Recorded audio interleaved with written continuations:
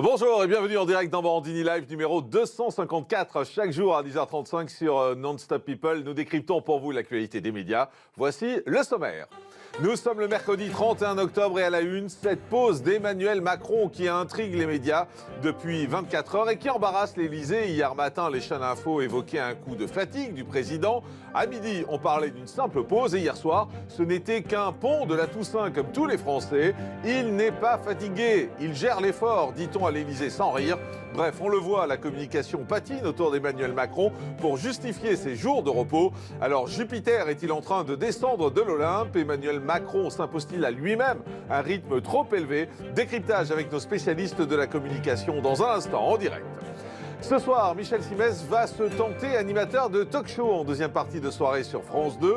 Pour la première fois, il va en effet sortir de son cadre habituel pour recevoir des invités et tenter de nous les faire découvrir. La médecine ne sera plus qu'une excuse pour ce nouveau rendez-vous, qui est un pari pour celui qui a abandonné le magazine de la santé. Les détails de ce nouveau défi avec Mathieu Gérard. Les téléflingueurs vont débarquer en direct dans cette émission. Régulièrement, je reçois des journalistes qui décident de laisser tomber la langue de bois pour dire franchement ce qu'ils pensent. Aujourd'hui, nous parlerons de la fin d'une famille formidable, du retour de l'île de la Tentation, des émissions sur Johnny qui se multiplient ou encore du sondage de Fun Radio sur le viol et beaucoup d'autres sujets en direct. Le journal des médias sera présenté par Alexandra Rost avec au sommaire aujourd'hui. Le réalisateur Abdelatif Kechiche fait l'objet d'une enquête pour agression sexuelle. Le jour des obsèques de Philippe Gildas dévoilé. Et puis les premières images d'Ambition intime avec Michel Bernier. Voilà, j'adore votre tenue parce qu'en fait vous avez le bandeau sommaire qui est juste là et on se demande jusqu'où descend votre décolleté. Non, il est haut, ça va. Et ça intrigue beaucoup. Il y aura aussi les audiences vidéo répondeur de Sacha Elbaz, le zap et toutes vos réactions avec le hashtag Morandini Live. Mais tout d'abord, l'image du jour et c'est Magloire en colère et en larmes. Le chroniqueur était l'invité de la radio Voltage hier, invité de Jordan, et il a poussé un coup de gueule sur le racisme anti-gros dont il est, dit-il, victime, et il a même littéralement craqué en larmes dans les studios de l'émission. On a lutté contre tous les racismes. J'en représente quelques-uns. Je suis noir, on connaît ma vie privée, etc., etc. Mais c'est quand je suis gros que je suis stigmatisé. Alors que t'as bouffé le chien. Voilà ce que l'on m'a dit, moi, dans un hall d'une radio dans laquelle j'allais à un rendez-vous il y a 3 jours. Alors maintenant, je vais pas... C'est très dur. C'est très violent. Je me suis retrouvé comme un petit garçon maltraité. Non, j'ai pas bouffé le chien. Et ça va jusqu'où, Magloire? C'est-à-dire que c'est en arrivant à la maison, parce que je te sens très ému, t'as les larmes aux yeux. Oui, parce que c'est dur, c'est très dur. Pardonne-moi, Jordan, mais c'est...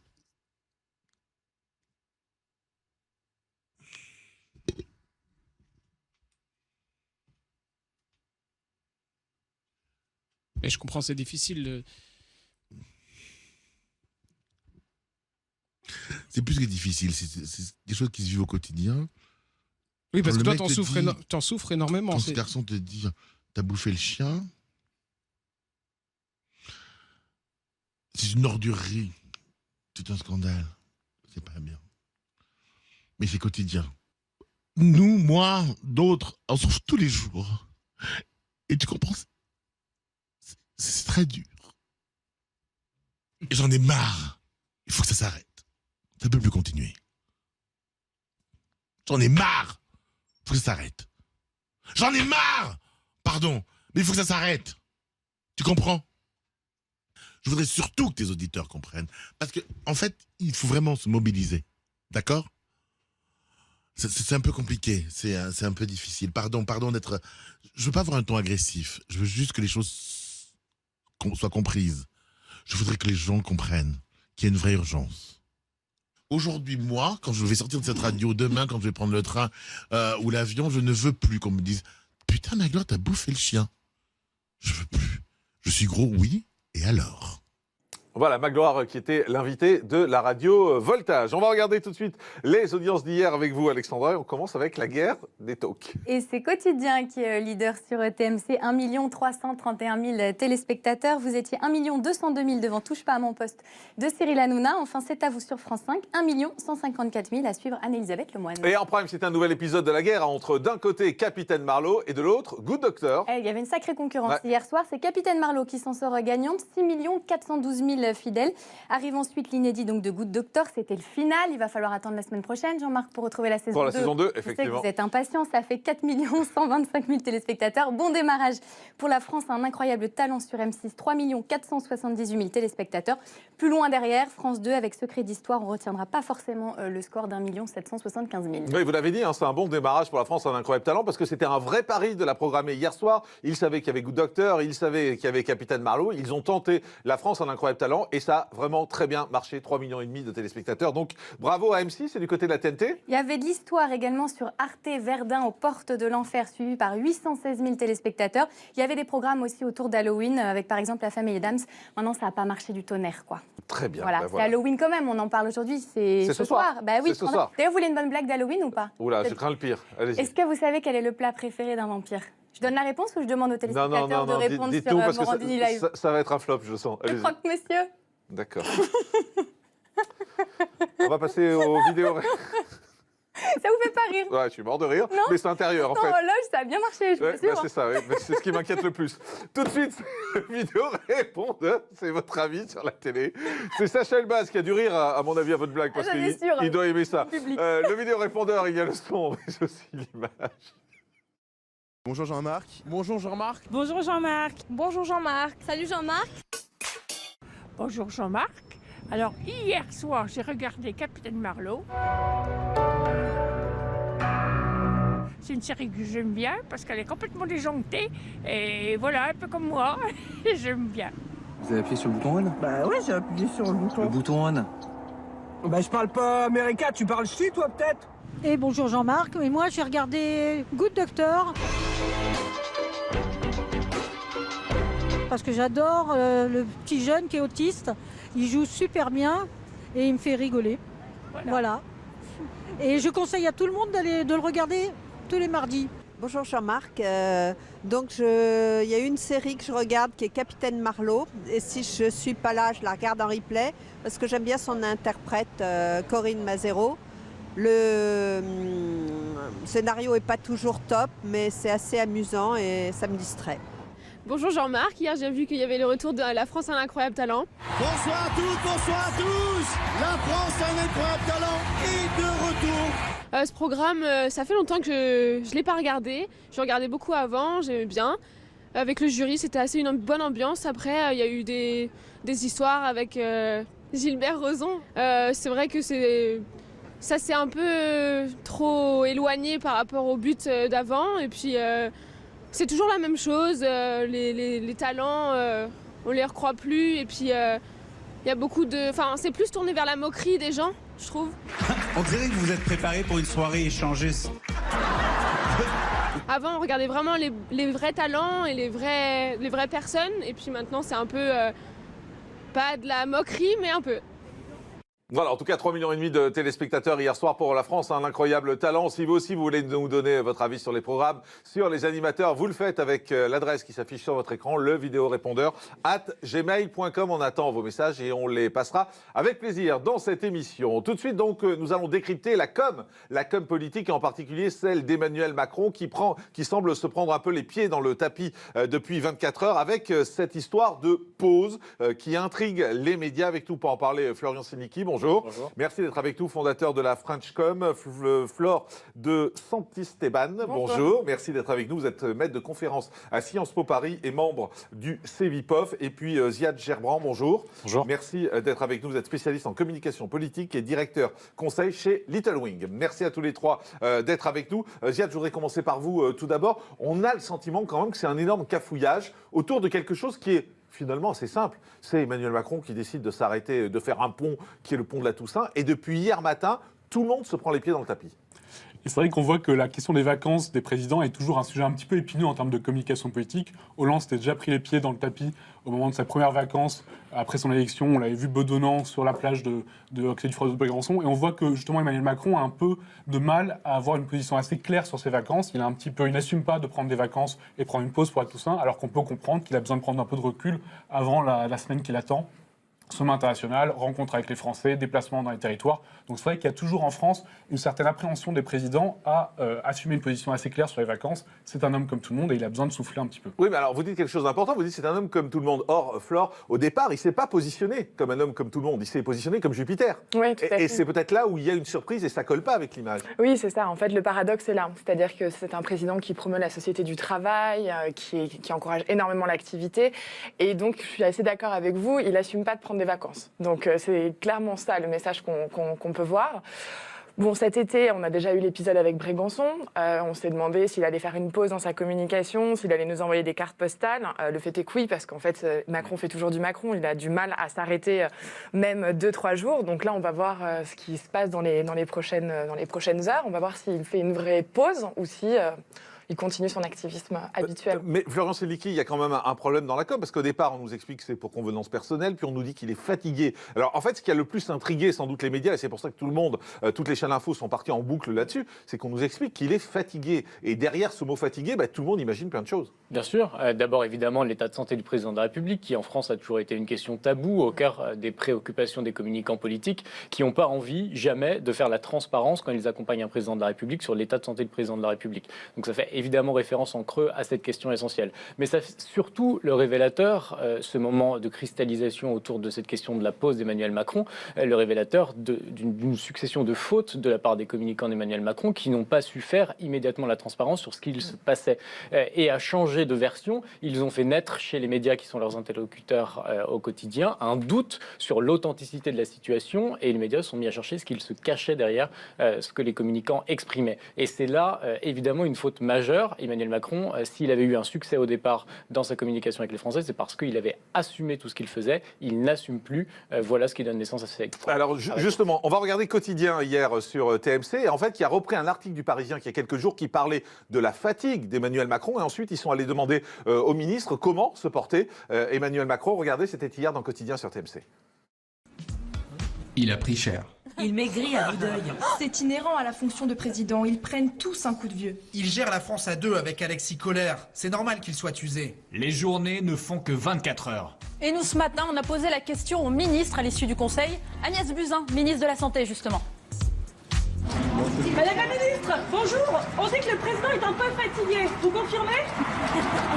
Vous l'avez trouvé comment ce matin, le président? Madame Belloubet, bonjour. On dit que le président est un peu fatigué. Vous confirmez? Vous l'avez trouvé comment ce matin, vous? Monsieur Fesneau, vous l'avez trouvé comment ce matin, le président? Vous l'avez trouvé comment ce matin, vous, le président? Vous l'avez trouvé comment ce matin? Voilà, comme d'habitude, en pleine forme, Flore de Saint-Estéban, vous regardiez ces images et vous disiez c'est incroyable. Bah oui, c'est incroyable parce que en fait, ça évacue totalement les sujets de fond. On ne s'intéresse plus qu'à ça, qu'à l'écume. En même temps, la santé du président, c'est pas l'écume. S'il y a un problème de santé du président, c'est pas l'écume. Je suis d'accord avec vous. Mais là, une fois de plus, on brode sur du vent. Je suis désolée de vous le dire comme ça. Mais qui nous dit qu'Emmanuel Macron a des problèmes de santé? Personne. Et puis bon, évidemment... le papier du Parisien était assez dur. Le papier du Parisien dont on a vu les extraits au début de Quotidien, les mots étaient très très durs sur la fatigue, sur le coup de vieux, entre guillemets, qu'il aurait pris depuis le début de son mandat. Oui, bien sûr, mais parce que c'est un mode de fonctionnement qui concentre beaucoup le pouvoir, qui laisse peu de place à une collaboration en équipe. Donc effectivement, ce duo qui s'est installé au sommet de l'État finit par ressentir les effets, tout simplement, d'une activité depuis 1 an et demi qui ne cesse pas. Donc, plutôt, effectivement, coup de fatigue, plus que problème de santé, je dirais, majeur ou... Ziad Gebran. Ce qui est intéressant, c'est la justification de Benjamin Griveaux hier en sortie du Conseil des ministres, où il justifie le fait que le Conseil des ministres était avancé de 24 heures par un sommet à Istanbul qui aurait été justement changé à la dernière minute. Donc, en fait, il contredit un petit peu la version qui s'est installée dans les médias pour dire qu'il y avait une vraie raison de fond pour laquelle le Conseil des ministres s'est déroulé mardi et non pas mercredi. Ouais. Donc en fait, c'est un peu comme l'épisode du plan Prévôté qui avait soi-disant été reporté pour la Coupe du Monde, donc pour convenance personnelle entre guillemets. Pareil, il y a le même cafouillage autour de la pause du président. On donne d'abord une raison personnelle et ensuite on essaie de justifier par une raison de fond. Et ce qui est intéressant dans l'article du Parisien, c'est la parole qui s'est déliée autour de l'entourage du président, qui n'était pas du tout le cas il y a 1 an, où la parole était plutôt contrôlée et justement largement maîtrisé. Alors là on voit les ministres à la sortie du Conseil qui sont tous là, il va très bien, il va très bien. Du coup, on vous l'a dit, c'est sur toutes les chaînes info. LCI, par exemple, est allé à l'Assemblée nationale et vous allez voir que le son de cloche est forcément différent. Écoutez, c'est invraisemblable. Depuis que la Ve République existe, je pense que c'est la première fois que cela arrive. Écoutez, moi je suis très étonné. On nous a vendu un président jeune et dynamique, increvable, et qui a déjà des petits coups de pompe. Moi j'ai une pensée pour les gens qui n'ont pas le temps, eux, d'avoir des coups de pompe. Voyez-vous, les ouvriers de Vallourec, aujourd'hui, ils n'ont pas le temps d'avoir un coup de pompe. Honnêtement, un Conseil des ministres, s'il est avancé ou repoussé, n'est pas non plus d'une grande importance. L'important, c'est que le Conseil des ministres se réunisse et que les ministres travaillent et que les décisions soient prises. Voilà, et là, on voit tout à coup, Florian, que ça devient un élément politique. On l'entend avec ces discours des députés, tout à coup, c'est utilisé comme un argument politique. Évidemment, et d'ailleurs c'est normal, puisque ça contredit cet épisode, tout ce que Emmanuel Macron a voulu présenter aux Français. Il n'a cessé de communiquer sur le fait qu'il envoyait les textos tard la nuit à ses ministres, qui dormait 3 heures par nuit d'ailleurs. Il a préfacé un bouquin sur Michel Rocard. Enfin bref, ce président de la République n'a cessé de communiquer sur le fait qu'il n'avait pas besoin de dormir. Et puis, il oblige là la part de ses ministres et de ses proches à raconter strictement n'importe quoi. Oui, c'est important un Conseil des ministres, oui, c'est important qu'on décale ce Conseil des ministres, d'autant que c'est pas courant qu'on le fasse. Et donc, si les institutions sont obligées de s'adapter au président de la République, c'est qu'il y a nécessairement une vraie raison. Et cette vraie raison, il faut l'installer et l'expliquer, et pas raconter successivement ce qui vous passe par la tête comme une justification de circonstances pour tenter de duper les médias. Ça marchera. Alors justement, la justification, vous disiez, elle est venue de Benjamin Griveaux, mais elle est venue en fin d'après-midi, une fois qu'on nous avait expliqué d'une part que c'était pour convenance personnelle, ensuite que c'était parce qu'il était fatigué, et finalement, en fin d'après-midi, Benjamin Griveaux a donné une toute autre version du fait que le Conseil des ministres était déplacé. Si j'observe la salle de presse qui est devant moi aujourd'hui, il y a quelques visages manquants. Donc j'imagine qu'ils ont peut-être pris eux-mêmes quelques congés, que peut-être même certains ou certaines d'entre vous feront le pont du 1er novembre. Et donc, en fait, comme des millions de Français, il peut arriver au président de la République de prendre quelques jours. C'est en fait ce qui va se passer. La raison pour laquelle le Conseil des ministres a été avancé à aujourd'hui, c'est simplement que au départ, il était prévu aujourd'hui, mais il y avait le sommet sur la Turquie qui, au fond, a été décalé. C'est la seule raison, et donc voilà, mais je lui transmettrai la sollicitude qui est la vôtre. Ziad Gebran, en fait, plus on avance, plus on tente de justifier et plus on s'enfonce. Complètement, c'est qu'on voit qu'il y a effectivement plusieurs versions qui s'installent dans les médias. Donc Benjamin Griveaux essaie de rétablir une vérité, la vérité du gouvernement. Après, ce qui serait intéressant, comme vous le disiez, c'est de voir ce que Macron va faire de ces 2 jours qu'il a pris justement, enfin les congés qu'il a pris. Est-ce qu'il va nous envoyer des petites cartes postales pour montrer qu'il est quand même au travail? Après, je me pose la question de savoir s'il n'y a pas une stratégie de la part de l'exécutif pour montrer qu'Emmanuel Macron est moins arrogant et juste a des faiblesses, peut se reposer pour justement casser cette image qui s'est installée dans l'opinion et qu'on voit, il dévise dans les sondages à cause de ça, que c'est qu'un surhomme qui serait un petit peu au-dessus des Français. Il veut peut-être se mettre au niveau des Français, et un peu l'expression de Benjamin Griveaux, c'est comme des millions de Français, Emmanuel Macron veut prendre des congés. Donc c'est intéressant ce que vous dites, parce que pour vous, ce serait une stratégie ça pourrait être en tout cas une stratégie de communication. Est-ce qu'elle marche, cette stratégie, pour vous? Ça serait une stratégie complètement nulle. À quoi ça sert le président de la République? Ça abîme le personnage politique qu'il a installé, ça abîme la fonction présidentielle, et pire, ça pose de nouvelles questions. Où est parti le président de la République, etc., qui sont des questions auxquelles il ne veut pas répondre. Et donc, ça donne l'image d'un président de la République qui n'est pas transparent. Et donc, je ne vois pas en quoi ça peut les servir. L'idée, c'est que c'est plus Jupiter au-dessus de tout le monde. Jupiter, il est enterré. Définitivement, le président normal qui avait coûté cher à François Hollande, il est de nouveau installé. Et ça va leur poser de nouveaux problèmes, alors que le président de la République, il continue de dévisser dans les sondages et qu'il se distancie de sa base électorale sans que rien n'arrive à le raccrocher à ses électeurs. Fleur de Saint-Stéphane, vous êtes d'accord avec cette analyse? Oui, alors je suis assez d'accord. Simplement, je pense qu'il n'y a pas de stratégie derrière. Je pense que, comme vous, en fait, il court après les horloges en ce moment. Il a perdu la main sur la communication, c'est assez clair. Ces messages successifs, différents. On voit qu'il n'y a plus personne qui coordonne, comme au début, comme pendant la campagne. Donc c'est plutôt ce sentiment de flou. Mais c'est quoi? C'est l'affaire Benalla qui a tout fait déraper? Parce que en gros, c'est depuis ce moment-là, on a le sentiment qu'il a perdu la main quand on regarde comment les choses se passaient avant Benalla et après Benalla. Ouais. On a le sentiment qu'à ce moment-là, la com a dérapé. il y a eu un grain de sable qui a tout fait, sauter. Mais parce qu'il a été ébranlé, la solidarité du collectif a également s'est fissurée, on a vu ce qui s'est passé avec Collomb, il a également eu la séquence Hulot. Donc sur le plan politique, il a eu énormément de crises à gérer qui font qu'effectivement le message finit par être brouillé. Mais ce qui est plus choquant à mon avis, c'est ces messages successifs qui s'enchaînent parce que en réalité c'est un problème de confiance qui finit par s'installer. Alors avec les journalistes, mais surtout avec l'opinion. Bon voilà, donc il ne faut surtout pas que la défiance, la crainte, la peur s'installent. Sinon c'est vrai qu'il n'y aura plus de retour en arrière possible. Mais est-ce qu'on ne peut pas se dire aussi simplement qu'il a envie de faire le pont ? Le président. En fait, ça paraît tout simple et tout bête comme réflexion, mais est-ce que c'est pas juste ça? Et puis c'est le fait qu'il y ait des chaînes info, et voilà, on le dit avec raison ici, mais le fait qu'il y ait des chaînes info, qu'il faille alimenter en permanence les chaînes info, qu'il faille être là tout le temps, ils sont obligés de communiquer sur une absence de 24 heures, alors qu'il y a 10 ans, personne n'en aurait parlé. Oui, bien sûr, il y a une forme d'immédiateté, de besoin de savoir, de besoin en permanence d'être dopé à l'information, d'une certaine façon. Mais ça, il l'avait plutôt bien maîtrisé au début de son mandat, je dirais, parce que vraiment, il impulsait le temps, il ne se laissait pas poursuivre de leurs assiduités par les journalistes. Vraiment, il avait la maîtrise. Là, maintenant, on a le sentiment, et vous avez raison, depuis l'affaire Benalla, qu'on est plutôt en roue libre. Alors, ce qui est vrai aussi, c'est que le pouvoir, de toute façon, ça fatigue les présidents. Et Quotidien, hier, par exemple, a comparé avant et après les visages de certains présidents. Et vous allez voir, on voit que le pouvoir, ça abîme, ça fait mûrir, on peut dire élégamment. Regardez. On l'a vu avec Nicolas Sarkozy, début de mandat en 2007. En 2012, le voilà. François Hollande en 2012, c'était ça. En 2017. Outre-Atlantique, le contraste est encore plus saisissant avec Barack Obama en 2008. Et en 2016, poivre et sel, au bout de 8 ans, c'est ça. Voilà, au bout de 8 ans, effectivement, Florian, c'est vrai que ça abîme finalement aussi. L'exercice du pouvoir, c'est le poids des responsabilités. Bien sûr, mais on ne va pas les plaindre. Ils se battent pour exercer ces fonctions présidentielles. Et c'est une période d'autant plus compliquée du point de vue de la communication politique qu'Emmanuel Macron, il demande aux Français en permanence des efforts. D'ailleurs, il n'arrive pas aujourd'hui à faire la pédagogie de la nécessité de ces réformes.